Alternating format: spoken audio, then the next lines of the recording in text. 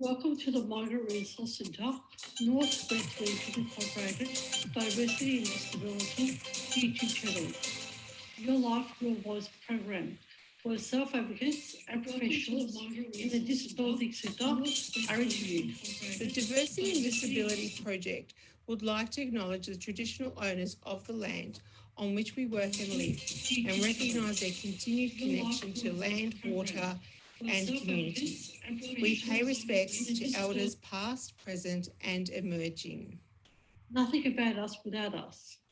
We pay respects to all self-advocates who have worked hard over the years and still working tirelessly for their rights, supporting others with disabilities and human rights for all. This channel is for people with disabilities who aspire to seek self-advocacy role models to inspire change in their everyday lives.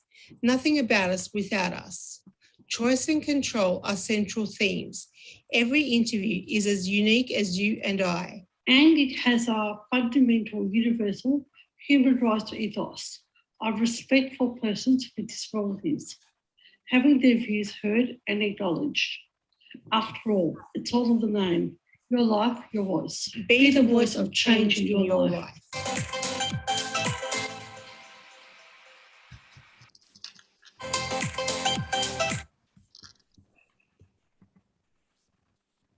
Good morning and welcome to another edition of Your Life, Your Voice. I'd like to welcome my co-host, Guler. Hi Guler, how you doing? Thanks for asking. Hi everyone. Hope you're all doing okay. Yeah, and today we have a guest speaker. We have Brent who is the Chairperson of Brain Injury Matters. Welcome, Brent, to our Your Life, Your Voice program. Thank you very much for the invitation.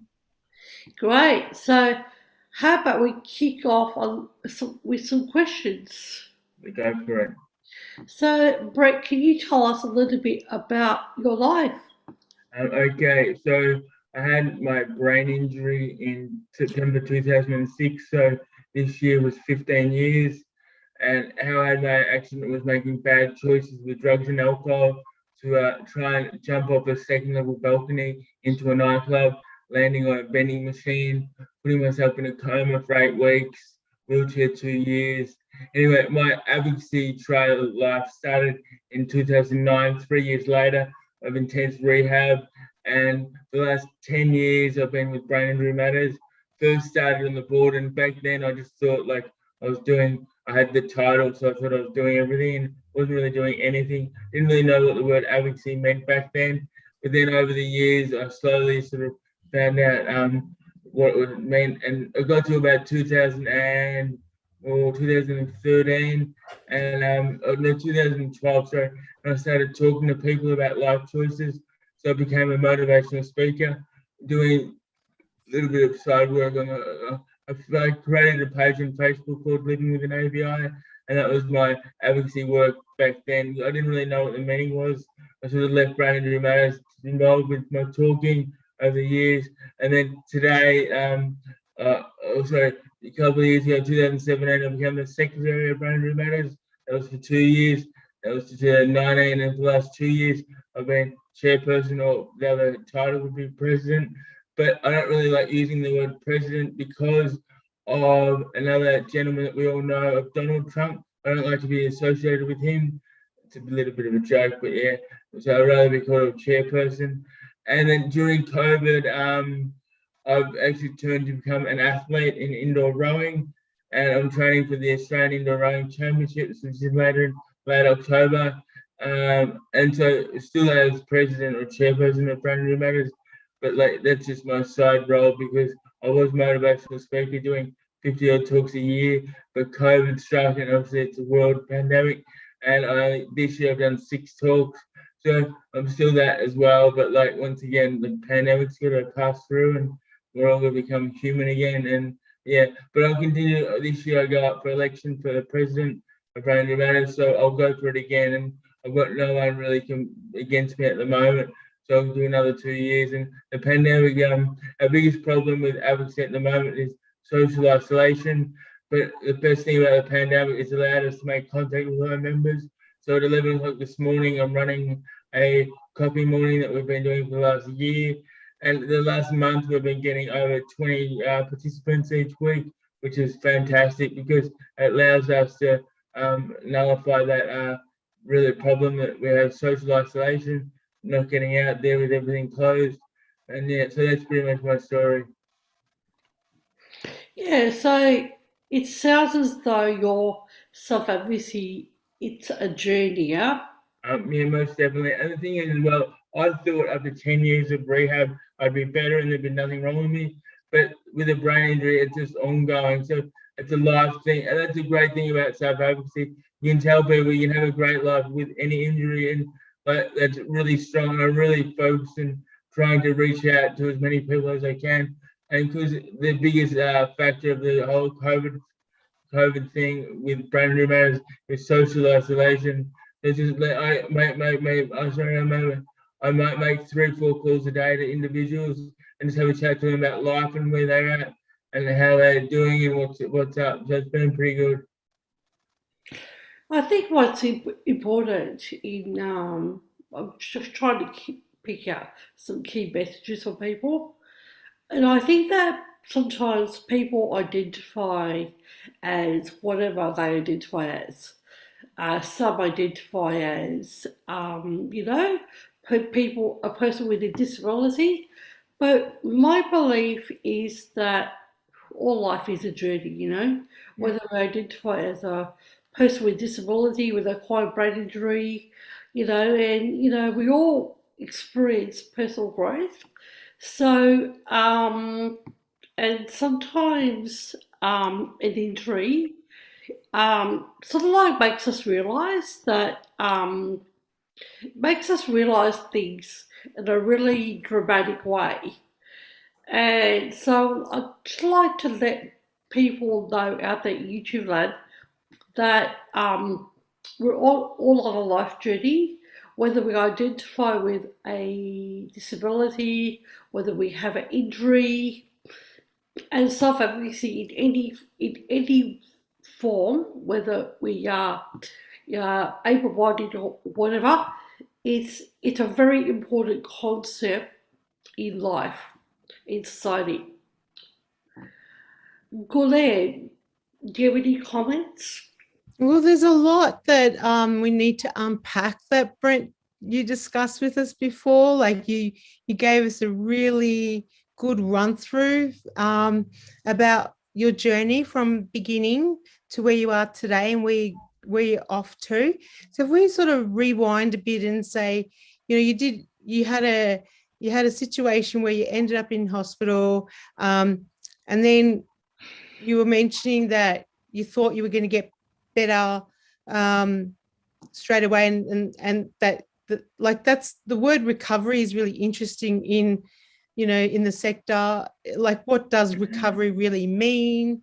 What do, like, the other things to think about is how are we going on our journey, and how do other people look at us with our journey? So I guess that's the area like I'd like to discuss with you, Brent, about, like, for you in your journey of your day-to-day life and your advocacy role, how would you say that you found to do advocacy, and how you actually are going, and how many years you've done that? So if we just take it back and sort of... So it started in 2009 and with a lady by the name of Lynn McDonald, and she brought me, I was at the Compass Clubhouse, which was a self-advocacy group, a peer group pretty much for people with disabilities and brain injuries, and that was that, and the first part of that was in Northgate, run by Melbourne City Mission at the time, now closed. But that's how I got to Brain Injury Matters for Lynn, and then I got vice president like in first year there, but I didn't really understand what vice president was. It was a good title to have and tell people, I'm the vice president. What was it again, Brent? What was vice president for Brain Injury Matters. But yes, like back then, I didn't even know what advocacy was. And for me, it was all about the title. I'm the vice president. But I went to a meeting once every month, and that was all I did. And then, so over the years, probably 2011, I started talking. But then just around that time, I also started a Facebook site called Living with a Brain Injury, Living with an ABI, and that's still going today. I've got like 300 followers today, but like back then it was to give people confidence who are struggling with a disability and struggling with an brain injury more so, because that's what my strength was, because I knew all about it, or I thought I knew all about it. But so I was just giving other people that I was chatting to that were feeling down the confidence to go and have a good life. And that was my introduction to advocacy and what it was all about. And Can then you tell us, Brent, yeah. what that was all about? What is advocacy for you? What does that mean? Advocacy for me means that having a disability, obviously a brain injury, but like in my field, but like having a disability, you can have a great life. So like when I say great life, I love overseas travel. Like who doesn't? But like I love New York City. Like New York is the best. I've been there 3 times, Las Vegas twice, but like and the Philippines a few times. But like just letting people know, like, and I was in 2012. I was a little bit overweight and I was a little unfit as well. But like whatever. But I got taught that you gotta love yourself for other people to love you. To be in a relationship, like because I had a bad disability, I couldn't walk properly, and I thought that was the reason why I couldn't get a girlfriend. But then I had to fall in love with myself and everything I was doing, and it took about 6 to 12 months to really just look at myself every day and go, yeah, I'm sort of happy with that. And I was talking to people, trying to help people through their life choices, and I was doing everything right. So it took me until about 2015 for me to fully love myself. And then I got a girl, and I thought it was all good because, and then obviously I thought my life was so good because traveling overseas and being the advocate, letting people know you can have a good life, and you just gotta, there's a few beliefs that you needed, and so then obviously now I think I love myself too much, but everyone says that's not a problem, and so it's really Yeah, good. so talk to us about what you say to people in regards to life choices and a good life. And Okay, so yeah, all my talks 2011 started there. It was all about making better choices in your life, so to have a good life. And it was like little things. It could be from eating. Like I lost a whole lot of weight back then, and obviously that's from eating differently. And like just little things every day. Like if you wanted to have a drink, I'd choose not to have a drink. Make a better choice. And if I faced with problems, I'd get advice from mentors and other people in my life that were leaders, and that advice would make my better choice. So before my accident, I was making all bad choices. I was drinking alcohol, taking drugs, and I was doing a lot of bad things. And obviously, a bad thing. I was working at Collingwood Football Club. That was really a good thing, even though I voted for Carlton. But once again, it's another joke. But I was making all the bad choices in terms of being can I just social. say something? I barrack for Collingwood. I apologise for your heartache. It's okay. I'm not really. Then I used to run the cheer squad. So they're either very passionate people or they're all ferals, depending on how you look at it. I feel sorry for you, Guler. Sorry. I really feel sorry for Do you. you vote for Carlton, Julie? Julie, do you vote for Carlton? No, I buried for the Bulldogs. Unlucky you this year, obviously. Yeah, I've got 2 teams actually, the Cats and the Dogs. So Yeah, nice. Yeah, let's get off football because otherwise we get swallowed up. And yeah, let's get off football. yeah. So I would anticipate, Brent, that you would have the capacity not only to speak to, people with disabilities, but you have the capacity and the ability to speak to young men before they make stupid Well, decisions. that's it. Like most of my talks out of the 600 I've done today were older teenagers. So that's just before they're about to start making silly choices. So year 9 to year 12, and once again, year 10's really big at the Royal Melbourne Hospital. I used to speak to year 10s pretty much every week, and like you're always letting them know. And why they listen to me and not their teachers was because I had the brain injury and it happened to me. So like I was just telling my story. Like this is what I did from bad choices, and this is what you can do, and just be smart. And then I used to say things like, just drink water. Your friends don't have to know it's water. You just tell them it's vodka. Like you want to sound cool. but like you don't just drink water after every drink because you don't want to have a brain injury. The first 5 years of my brain injury was hell. Like I'd wake up every morning. I was in a wheelchair for 2 years, and you have a great life in a wheelchair, but I was an active person, and I thought my life was over. But like yeah, so I struggled through those first 5 years, and it was accepting after about 2 years that what happened to me was my fault, and I was the one that made all the bad choices. That's sort of what got me started talking, because I had to reflect on my bad choices to really admit and take ownership of my mistakes. And now, like today, everything I do, I'm not saying I'm perfect yet, but like I try and make really good, solid choices about my health. But until I was 35 years of age, I was overweight, carried a lot of, and I ate from all eating the wrong foods. But now today, for the last about the last 9 years, I've been eating really well. I lost 50 plus kilos, and I'm really looking after myself. And I can call myself an athlete today during COVID because because that's what I do now. Because obviously I'm on the pension and everything else, but like yeah, just all part of my disability and being the advocate and being the strong person that I am. I feel that I am. What do you do with the year 9 to 12 students when you do a talk? What do Okay, you so talk I've to them got a about? talk. It goes about 35 minutes to the entire, and I talk about how I had 3 warnings before my 2 warnings before my major accident, which led me to brain injury wheelchair, and obviously and just give them the different stories, and I have a bit of fun as well. Laugh. I like laughing with them, and if they're laughing at my talk, it means they're engaged in hearing what I'm saying, which is a really good delivery mechanism. I had to learn how to deliver. So like when I do my first talk, I couldn't even talk properly. And you might hear the bit of twang in my voice. It doesn't sound perfect, but like I met a guy through Brain Injury Matters a couple of weeks ago. Thomas, if you're out there, Thomas, hey, but Thomas, he's got this voice like mine was, and I sort of laugh and I say to him, I love your voice. My voice was exactly like this, really loud and no about Thomas so much, but not about him, but not much tone. But my speech pathologist said to me once, practice makes perfect. So everyone actually gets to train every day and you get public transport. I just talk to anyone, practice, all about practicing, getting better at talking. And yeah, my voice has changed heaps. And like, I think I can't sing, I've got no tone when I sing, but like my voice has improved heaps and almost back to regular talking, but there's still a bit of a twang, but you can't really pick up on it. But like once again, it's all about hard work in rehab.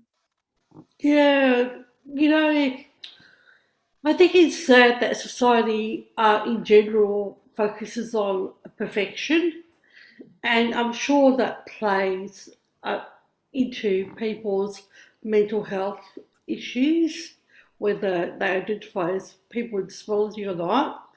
So, what does that really mean, seriously? You know, yeah, and it means different things to different people. Yeah, I've struggled with it all my life because of whatever reason, I had the droopy eyelid, had to get that fixed. A whole range of things have happened in my life.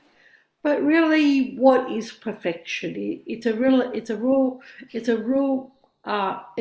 negative concept in society, and I think it should be out of the dictionary, really. Uh, what are your thoughts, Guler? I'm still wondering about what aspect of how you connect with young people. Like I'm thinking how Brent. I think you should become my manager because you're going to get me a whole lot of talks with young people. I can feel. I hope you get lots of talks and yeah, With that'd be young people, awesome. the thing with young people, like probably 14 to 18, it would be, or even 19, 20, that's still young. I think you become an adult at 25. So 18 to 25, you get the opportunity to learn about life, make the mistakes. And I go do a lot of volunteer work in the Porty camp. So I meet a lot of young people, and I say to them, between 18 and 25, you're going to stuff up. You just got to learn from your stuff ups and not make that mistake again. I had to be 29 when I learned not to make that mistake again. But like the young people, and I say to this one kid, I call him the perfect.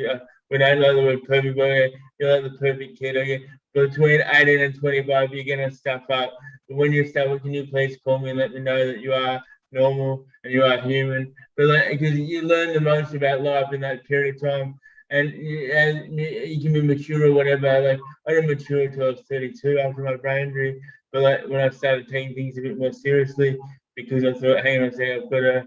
Obviously, I never really thought about being disabled, and obviously, it doesn't really hit you until you are disabled. So, like, no one really understands. Like when I speak to people with brain injuries, no one can really talk to people with brain injuries because you don't really go on, you don't know what they're experiencing, and that's how the whole advocacy thing sort of rolls in, and it's easier because I get along with everyone that's got a brain injury or a disability, and that because we're doing a lot of work at the moment with valid, and that's mainly ID, but they've gone from ID focus to just everyone with a disability now, which is pretty cool. Yeah, so who influences you? Like you're influencing people who you go out to coffee with and things like that, and young people. Who was your influence in when we know the disability thing? Like Yeah, who was okay. So with my rehab, my rehab has really been focused on my fitness, and like I've been seeing the same personal trainer, and personal trainer there everywhere. I get that, but like personal trainer, you have a really good conversation. It's all about the talk, and I've been seeing the same personal trainer like this morning for 9 years, and like he's a mentor to me, and like obviously we don't talk about lifestyle. It's more about focus on fitness and everything else. But like, what is someone I looked up to making all the right choices? And like, yeah, so like that's fitness is a big thing in my part of my life at the moment. Like last year, because of the NDIS plan, I got an indoor running machine, and I reckon when I'm fit and healthy, I can run up to 100K a week on that. So that's yeah. So I'm doing, like yesterday I did 11K over 2 sessions of 30 minutes. So fitness has been a very big thing. Advocacy, fitness, talking, and the role of motivational speaker is pretty cool. Like obviously being a little bit of a whatever. I enjoy being the motivational speaker. I know I have business cards, and it gives me ownership of something that I'm actually doing. You're So, organized? Yeah. Go on, Julie. Yep. how do you advertise your motivational speaking? I've got a website. My dad got me.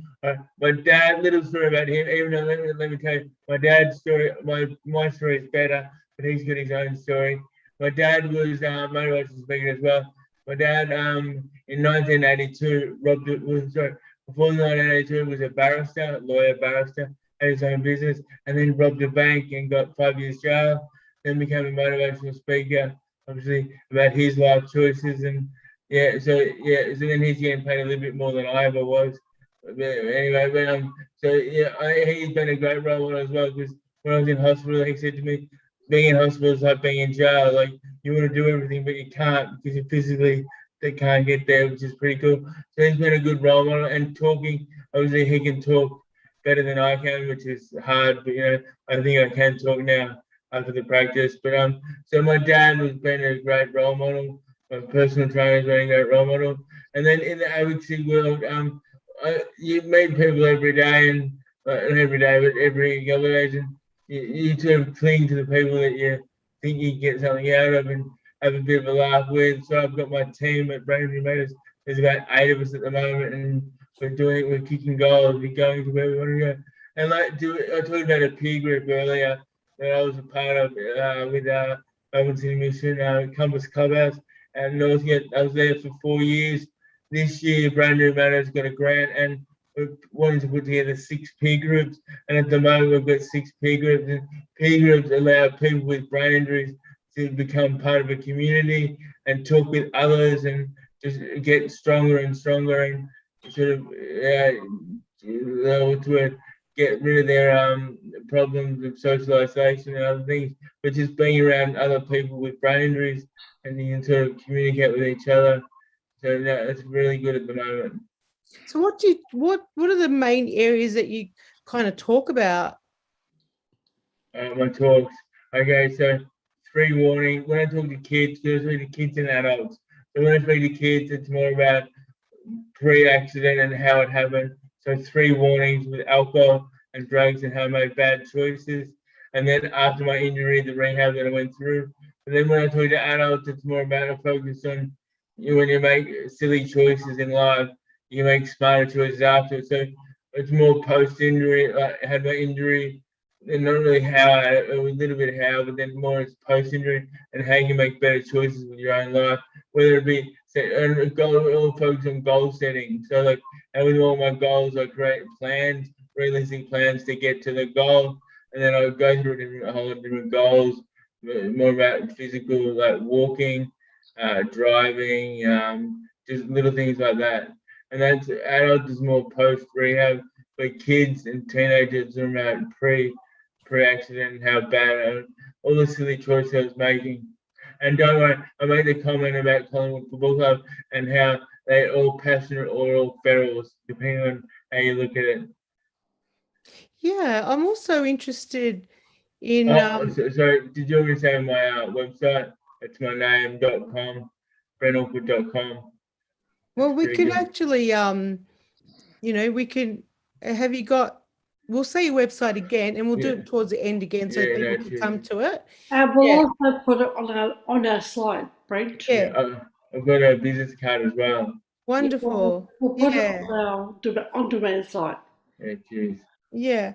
So with these choices and beliefs, what is the main thing you'd like to say to people watching you about advocacy? Like, what are the, what is, because it is all about choices. We all make mistakes and we all learn from them. I guess, what's your main The main thing would probably be don't let your disability define who you are. So accept it to be part of your life, and manage it the best way you can to have this great life. But don't let people think, oh, he's that person who had the brain injury. But the brain injury was 15 years ago, so I'm well past it. And I talk about it in my talks to the kids, but that's because I'm helping them make better choices. So that's my role there, and I accept that's there. But like, don't let it define who you are. So today, I call myself an athlete, and that's weird because I'm going to train 6 days a week, and I've got 3 coaches, or 3 personal trainers, 2 coaches, and 1 neuro physio that helps me with my rowing, and it gets me into that point where I want to be. But today, I call myself an athlete, and I'm very happy to call myself an athlete. But then an advocacy as well, like on the side, president, and it keeps me busy. So being the president of Brain Injury Matters, I don't work anymore, so I work with Brain Injury Matters and volunteer 3 or 4 days a week. But then the rest is my training. And my accident, 15 years ago, but it doesn't create who I am today. And I think it's very important. Don't let the accident or injury define who you are. So, like, just be the person, be happy. I'm a big believer in being happy and laughing every day and laughing with all my friends. Not all my friends, but like, I know a lot of people through the Portsea camp. I've been a volunteer there for 13 years, but like, every school holidays, not this school holidays, as you go down because of COVID, it's a bit different. But like January, I do 2 camps, April 1, September there's a 10 camp, so I go and talk. And this September because of COVID didn't happen. But like being like when I go down to camp, I go a little bit crazy or massively crazy. And before my accident, so I did a degree in recreation. Recreation is what you do for fun on weekends when you're not working. For me, I go down and play with the kids down there, and I don't have any kids that I know of. It's my chance to have fun with kids down in camp, and they all know me as Speedy, and like Speedy because I walk so slow, or I don't walk so slow now, but like it's more of a joke. But the nickname stuck, and I love it. I love going crazy, and when I say go crazy, I yell and scream. I'm like one of the kids, and I'm literally when I say crazy, I know I'm crazy, but I love it. Love being that other person. Yeah, because I can see that, that you are into fitness and things like that. And being a, recreation worker is quite aligned to, like, I worked as a youth worker for a long time. So, I work with a lot of youth workers through my talking. That's why you've got a little bit of interest there. I can see the youth side of you. Yeah, yeah, exactly. Yeah, I do. I have a soft spot for young people and making sure there's a lot of peer work happening with them and for them to learn themselves how to contain themselves and live through life. And it's good to have people like you mentoring them or coaching young people. It's funny, like all the kids, like when I started, so all the naughty boys in the group, there's always a group of naughty boys, they all sort of love me and they all think that I was a bad boy, but as a kid, they thought I was, doing everything wrong. But I started doing everything wrong when I was 21. Until 21, I was a bit of a nerd. I wasn't like that switched on to school, but like I didn't get great results, but like I wasn't bad. My mum was a primary school teacher, so I was scared to get in trouble. And that's pretty funny. Like I never got in trouble at all at school. But then from 21 to 29, drugs, alcohol, it was crazy. I was probably a bit late, but like that's when I was bad. And all the kids at school think that I was bad when I was their age. And I was sort of love it. And one of the teachers said, all the kids, they can't believe they're so quiet for you. They just listen to everything you said. And like I know that I can get their audience straight away and deliver what I need to those kids. Because they all love it. So it's fun working with the kids. So, in your own way, Brent, you become an educator just like your mother. Yeah, that's right. Like sometimes I write down what I do, occupation and education, because I feel like I'm a life teacher and through my own experience. Yeah, I know someone who had a pretty severe asthma attack when she was about 19, studying to become a teacher. And, we all have, well, sometimes we have dreams, and, as young people, and something. I think we all have dreams. Especially having a disability, you always dream of what you can. And I believe in my dreams. It's really a bit silly to say, but I actually do. Like, if you have a thing that you want to achieve, I set myself a realistic plan to get to that goal. Call them goals, which are dreams as well. And you can dreams. They can't fly because I tried. I was second level balcony, but like and things like that. And I probably because I wasn't wearing cape as well. If I was wearing cape, I may have flown, but nah, it's all good. No cape. Okay, so can you tell us a little bit about your future goals? All right, future goals. I want to continue being happy. At the moment, I'm living in a single apartment in North Melbourne for 9 years. Really enjoying that. One day I was thinking about one day eventually, I think when I get older, have you been to Cairns? I can't believe Cairns is part of Australia. It's so beautiful. It's tropical. I like warm weather, and I could probably move to Cairns for 3 months without winter because I really dislike June, July, and August in Melbourne. And I've been here all my life. I get that, but I reckon I can move to Cairns for 3 months of the year and continue on my training every day up there.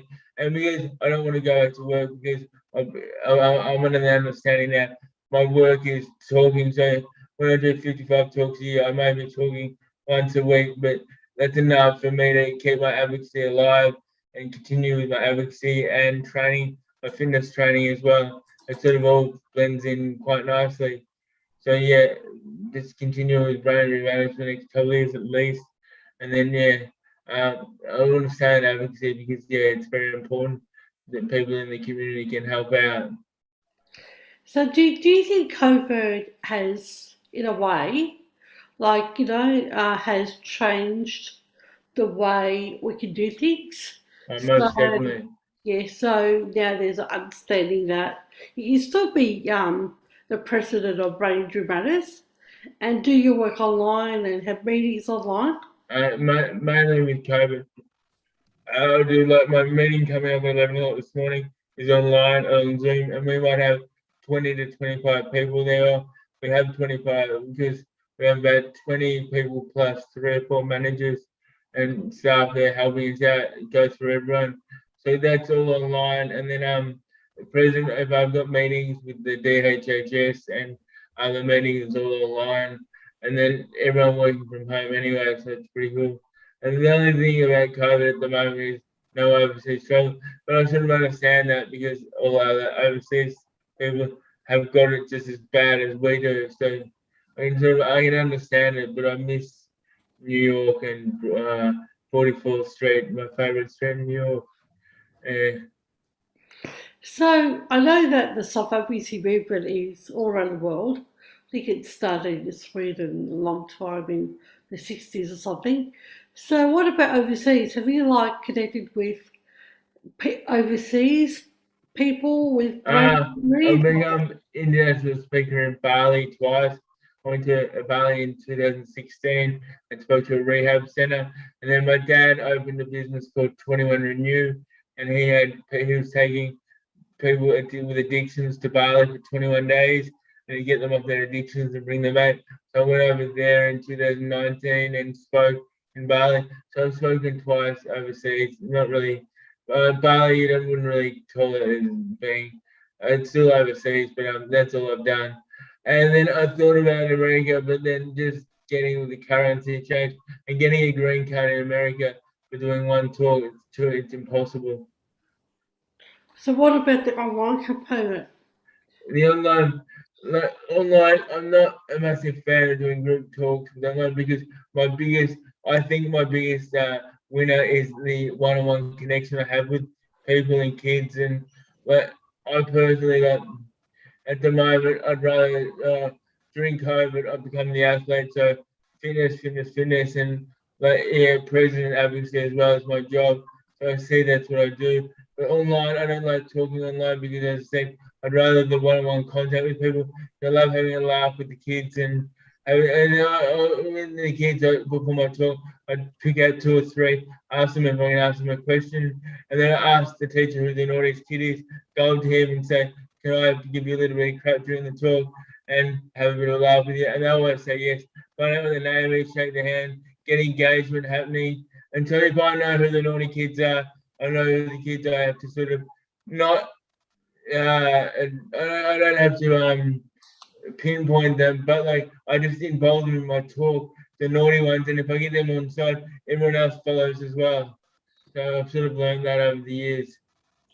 So have you been involved in juvenile, giving talks to juvenile? I've been out to one of the I actually have done one a lot of talks out in Spencer Street. There's a juvenile place out there, and I can't remember. I know I've done it, but I'm not sure of the name. But so the juvenile, I can talk to anyone. Like anyone that wants to hear me talk, I go. And it's not about money for me because like the government give me a pension, so I feel like I'm getting money, and I donate a lot of my money to the Portsea camp over the years, but then I was donating to Portsea camp leaders, people that spend a whole lot of money on the kids. I donate a lot of my money to them because I love going down to the Portsea camp and spending my recreation time down there in skills. So I donate most of my money, but it's a bit weird not talking at the moment. The only good thing about COVID for me is I can call myself an athlete and try and focus on my fitness. Can You know I what? ask, sorry, Sorry. Colette, just a follow-on question. Can I ask you, Brent, how do the young people in juvenile justice, how do they react? I only done one talk with them, but the reaction was pretty good in terms of once again when the kids think you're a naughty student, they all sort of link onto you and they think you're the best. And because I've had the brain injury and I try and be a little bit serious when talking about brain injury and the bad choices, and with the juvenile because they're all the kids, they're all no one said they've all got their own issues. That's the best way of saying it. When they're all naughty as, but then the kids, right? Anyone until 18, it's the parents who've got the control. So anyone can be a parent, right? So most of the kids, their parents are all drug addicts or have been in jail themselves. So they had no chance of sort of having a great life themselves. But I sort of let them know you can sort of change that now. And by making a good decision tomorrow, it may be small and minor to everyone else, but to you, it might feel big. Then just work with the little choices and making smart choices. But yeah, I'm actually quite interested in talking to them further. How do you help them decipher the difference between good choices and not so good choices? How do you engage the young people that you work with that? Pretty much, I give them I pretty much say at the start, I'm here to talk about two things: life choices and binge drinking. then I'd give them the rollout, the definition of each. But then I tell them my story and my bad choices. But then at the end, sometimes I ask, all right, guys, so now give me a couple of bad choices that I made. And I get them to admit to me what their bad choice was. And then mainly taking drugs and drinking alcohol. And depending on what kids I'm talking to, I include drugs because a lot of kids, like a lot of the kids in year 7s, year 8s, they haven't even touched drugs. I didn't touch drugs until I was 21. So I thought I'd been an older adult when I thought it was right. So if I'm talking to kids from 13, 14, 15, I don't talk about drugs. But then from 15 to 18, I talk about drugs because everyone hears about them. And yeah, so that's how I decide like how old they are and sort of where. And I know the kids today, they're a lot younger doing everything, but like there's the bad choices that I did, and I just based my talk on bad choices I made. So I made out everything, the choices I made were bad, and then the good choices today, like from my video that I showed, video in 2012, and I was 50 kilos heavier, and I was fairly bit bigger, but then I said that to me, and then they couldn't believe me. Today I don't look like, obviously I've got any fat on me, which is good, but like, I look totally different, and they can't believe that they're the same person. We're making, and now today, when I say that, today I'm making good choices. Back then, I was making, as a disabled person, eating badly. And don't get me wrong, I was happy when I was like a bit bigger, but like I'm happier now with what I'm doing with myself at the moment. You put in a lot of energy in that side of yourself, and you're quite a giving person from what you're saying too. You know, you're in there with people, ready to roll your sleeves up and help out, which sounds great. Thanks. Yeah, like what I really found is after I started talking, all right, so when after I started talking, I worked out that I don't want to be a hypocrite. And people said to me, you must start making smarter choices. You're talking about life choices, so you're going to make good choices for yourself. And that's when I started eating better and looking after myself a bit more. And yeah, I feel fantastic today. So yeah, I would love to get back into the motivation speaking world, but once again, COVID sort of put a stop to that. But I've enjoyed my time during COVID. Yeah, everything's shut. But like, I'm on my rower in my bathroom, and in my bathroom, I've got a heat lamp. So it's like rowing in a sauna. Like it's a bit hot in there, which I enjoy. Well decked out. Yeah. Yeah, so yeah, the NDIS has actually been a great resource It has, most definitely. for, I know there's lots of things that need to be sorted out. And, I think we'll get there with people like you, Brent, having their voice heard and Can I other. just jump in? One of the best things I've heard about found with the NDIS is having a really good support coordinator, someone who you can get along with, and someone who knows about you and your disability. And just, yeah, I've had the same support coordinator for now, I think 2 years. I've had 3 over the run, but like it's just amazing, like how we get along and everything happens. I get everything that I need to have to make my life easier. I suppose in support coordination, you have to have really good people skills and active listening and all that sort of stuff to engage, which is what society is about, engaging with Yeah. your client base and understanding. Lots of soft skills, which when you get a good one, you hang on to them. Most definitely. I met with Melbourne City Mission there. I did a lot of work when I was at my first peer group with advocacy was in Melbourne City Mission, and 10 years later, I'm going back with them and their supporters. Their support's been fantastic. So, Brad, how about we move on a little bit? So, we've still covered quite a few things.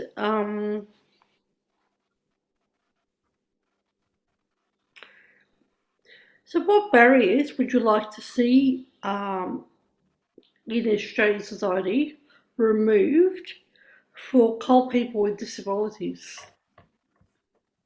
Be more focused on the multicultural side of things. Like I think it's very important. Like when we say multicultural, like over the years, like different races have come into the Australian society. Like was it the 60s the Vietnamese came, or was that the Italian Greeks? Anyway, but over the years, then sorry, the African community the last 20 years in our community, and like yeah, it's just very important that we just keeping the multicultural sort of and acceptance. It's more allowing them to be part of who we are. Like in a weird way, like all my life I've grown up in the East and sort of had not much to do with the multicultural. When a lot of Italian Greeks when I was growing up, but then today, like the last year, my driver is African, and I've had nothing in my life to do with I say black people, but like I've had nothing at all, and yeah, like they do. I've learned every copy. Morning we have coffee, and we talk about his background, Somalia, and the beautiful culture that they've got, and it's really interesting. And just to be, we call it in the back of the cab, we call it the multicultural cafe, and we just have chats and about life and. It's quite funny. We disagree on most things, but we just laugh. It's all about multicultural. It's who we are here in Australia, and we've just got to be more open to the fact of that. And the whole COVID thing as well. Like the multi in Melbourne, in Sydney, basically, it's more bad. It's not as good. The multicultural and language barriers, and we just need to get more on top of that. I think. Yeah, we've got about 120 languages in Melbourne. Yeah, we certainly are a melting pot for the multicultural Australia. So I'm just trying to pick out some things that you have spoken about, Brent. So I suppose, understanding culture and the intersectionality of disability in culture, and I think acceptance, quite honestly, acceptance of people that look a bit different to us. Because I'm from a Maltese culture, I think Guler's from a Turkish culture, and when Right, if they Turkish, love Turkish coffee. The Greeks try and claim it as theirs, but it's really Turkish. I've got my bricky at home in the back here. Oh, good. Yeah.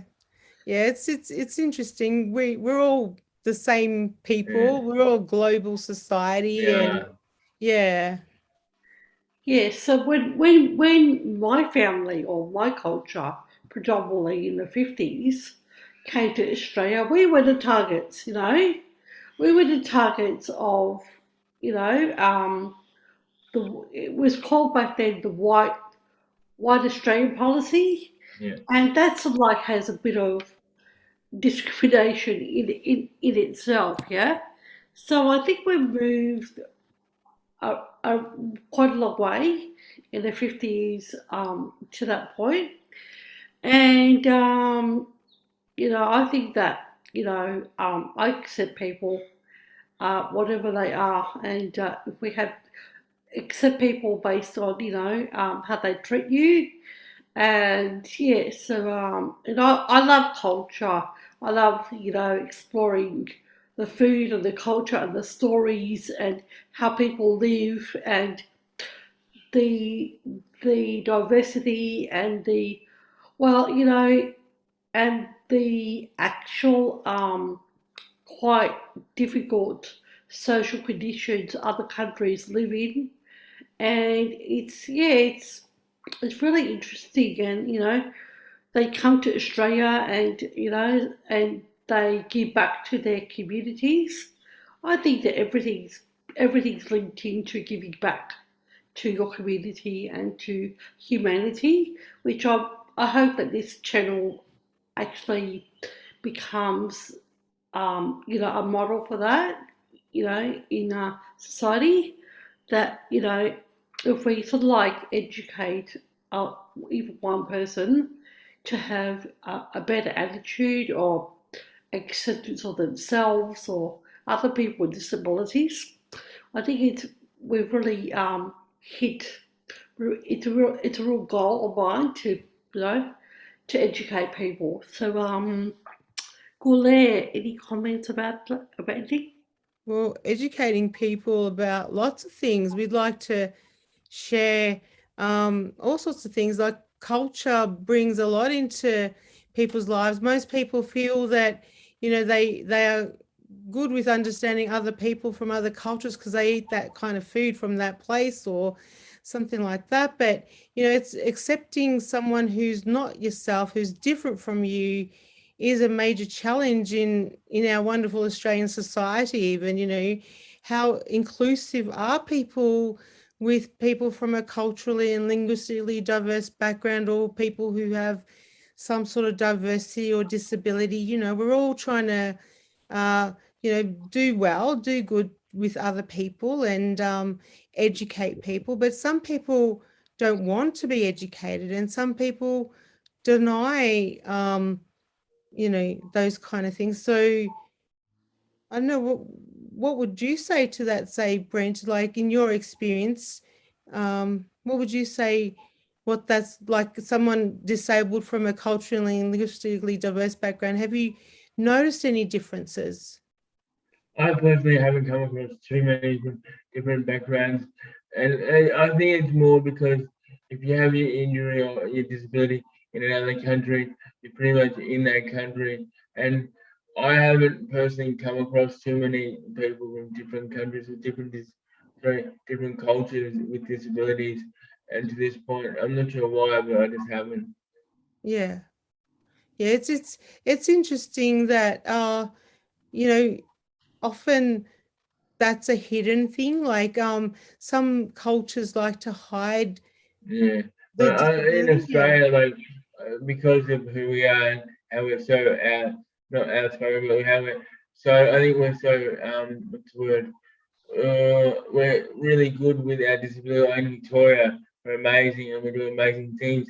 So you can be any part. Living in Australia would be great if you had a disability, but and coming from other cultures is hard. And just understanding everyone's culture and wanting to understand it, like it's probably the hardest thing in Australia.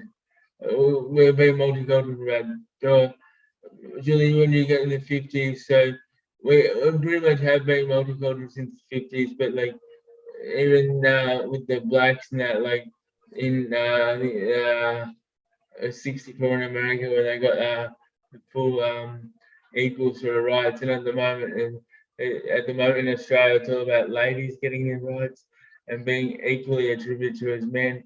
But I think culturally, like if you got a disability, you're just gonna once again not let it define who you are. But then to depending on your disability or form it is, it's really I'm not quite sure to answer. Yeah, Yeah, there's no real right or wrong, is there? Sorry, Julie, keep going. yeah. So I think you mentioned about gender equality, and there's a real it'll be an ongoing debate for forever really. 'Cause, you have the power of the white power, then you have the Like in Somalia, I know this their culture. Their culture is very much the lady is for bring out the kids, and the lady has got no rights. Like in Australia, with ladies have got as many rights as men, and it's equal in Australia. But then in other cultures, then it's completely different. So like living in Somalia and then living in Australia, you've got so many more rights in Australia than you do in Somalia.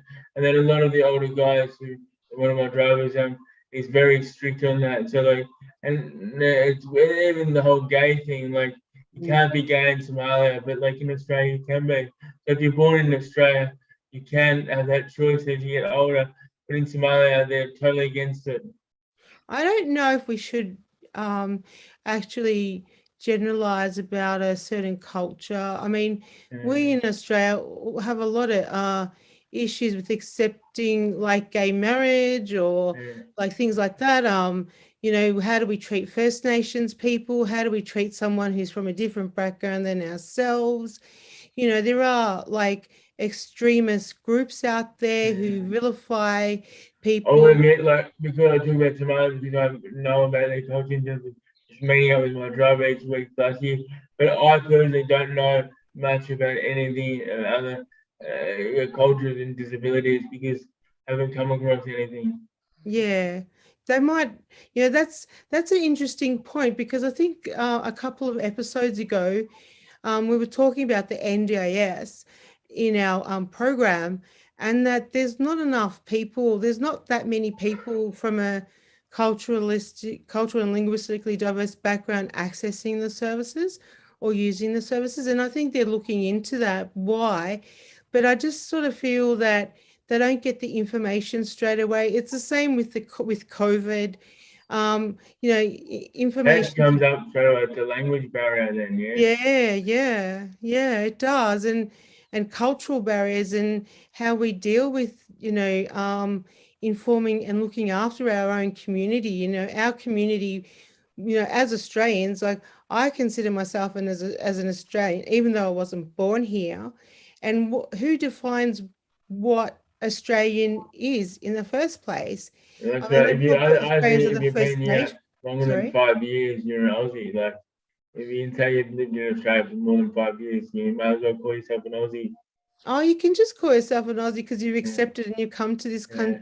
country as there's lots of reasons why people go to other lands. But Mhm. yeah, I think the important part is that we're all in this all together, aren't we? We're all together in COVID and looking at connections and making sure that we're all, helping each other, I guess, in these unprecedented times. Yeah.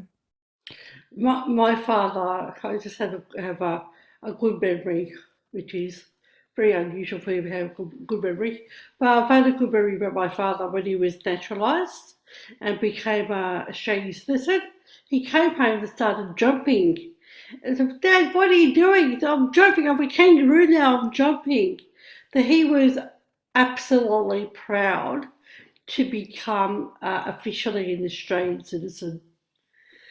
So yeah, and I'm sure that a lot of people are, and I'm sure that that even those that are not naturalised are are proud and are happy to be in Australia because, as we have talked about, Australia is, it has its barriers, but on the whole, it's a very inclusive society, especially Melbourne, and the bigger states, Melbourne and Sydney. But I'm sure that the contributions from people from overseas has been felt all around Australia and territories, and so it's a mutual benefit.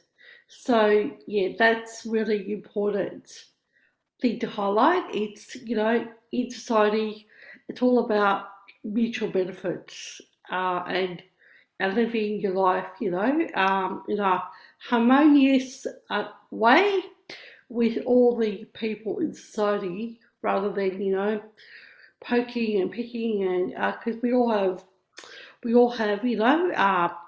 different points of views, but on the whole, I really love Melbourne because we're so multicultural and we're so diverse, and I love the food. And I love talking to people and exploring their cultures and, having them talk about, what they went through, I have a cleaner at the moment who is Sydney's, and she's an absolutely gorgeous lady.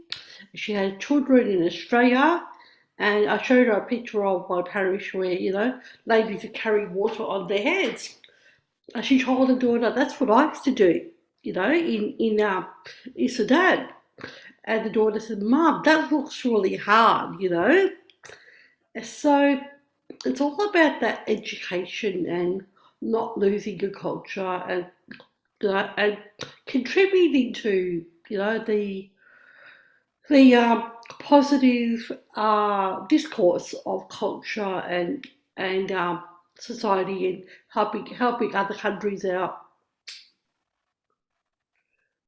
There's also really quickly, there's also people who have, like Brent mentioned before, like in the 50s, the Italians, and over the decades, different cultural groups came to Australia. But often what else happens is they are in like this time warp kind of thing, that they still live. If they came out here in the 80s, they still feel when they go back home that they've changed and they have remained the same. No matter, they kept the culture that they came from at that time. It's sort of like frozen in that time stamp. And when they go back, they get a bit of a shock how westernized these countries have become. And I guess we're all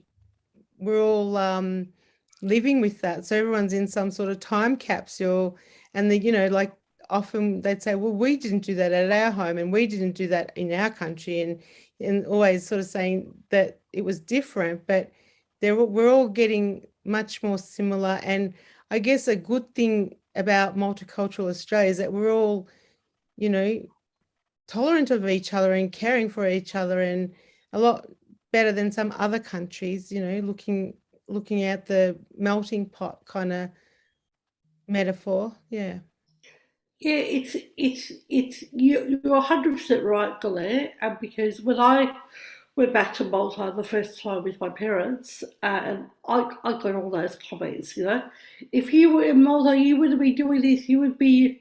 I think I was a very respectful child, person, adult, but I think you could have been a bit naughty. well, I was labelled a rebel. Joke around and say I was a rebel with a cause, because the expectation of women staying home and not going out to work and not getting educated and that sort of stuff. Whereas in Australia, that sort of wasn't accepted. So in my family history, all the women we weren't privy to like education or getting higher education, so it was really frowned upon. So I was a rebel in their eyes, but in my eyes, I was a rebel with a cause. And I made good choices, and I went out to work. I mean, just going out to work was like a rebel. You're leaving the family home. You're not supporting us in the way that women supported their family when they were in Malta. But when I went to Malta, it moved on. Like, they were in the 21st century, man, and like they were fully immersed. Mind you, I didn't agree with a lot of what was happening in Malta. Like, so basically, young girls became women really fast, and they were in nightclubs and they were doing adult things that I didn't approve of, yeah, at 13, 14. So coming from that perspective, it's really interesting how culture is a good thing to protect people at times, and then when people go back and see their country, how it's like grown and moved forward. Yeah, I have this. I'm a critical thinker, so like I think, yeah, some of the things I don't like that's happening that happen in Malta. So anyway, so I think that we have filled up an hour, guys. Guler is. Yeah, just a quick last comment. Why don't our observers, our watchers of YouTube, tell us their story, what it was like when what it's like for them as a culturally, historically diverse person or person with diversity or disability. Write to us, email us, and let's read some things out. Hey. Yeah, like you said, you can write to us, email us, YouTube on demand if you want to leave your contact details. Even if you want to be interviewed yourself, you may have a great story. So Brent, Yeah. from Chairperson for Brain Injury Matters, thank you so much for a very engaging conversation. Thank you for the questions. Good questions. Wonderful. And Guler, how about we shoot through to the outro and we'll say goodbye to our listeners. Bye. See you later. Bye. Catch you later.